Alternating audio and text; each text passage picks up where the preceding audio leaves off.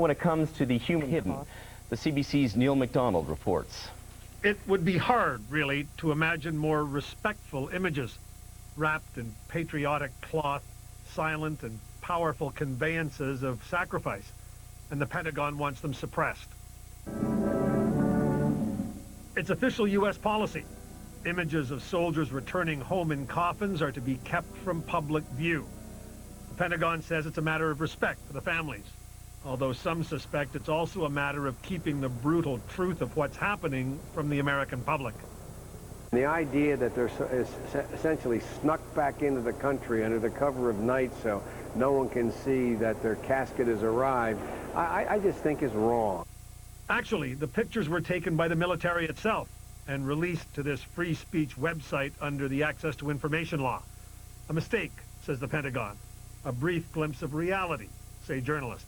When we're talking about fighting a war, I think most journalists and most of the public would agree, and we've certainly felt that today in the positive reaction to this. People paying respects at the Vietnam Memorial today tended to agree.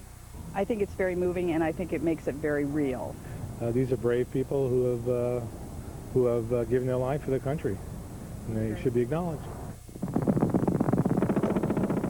But glossing reality has been a part of the war coverage here. Deaths in the field are muted, either by military censorship or self-censorship on the part of a super-sensitive American media. George Washington University has analyzed 5,000 hours of footage.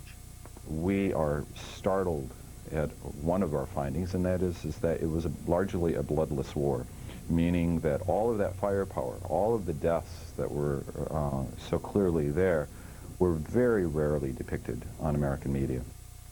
So, the suffering of the fallen soldiers, to say nothing of the thousands of dead Iraqis and Afghans, remains an abstract concept, at least seen from here. Something to be invoked and revered, but ultimately hidden.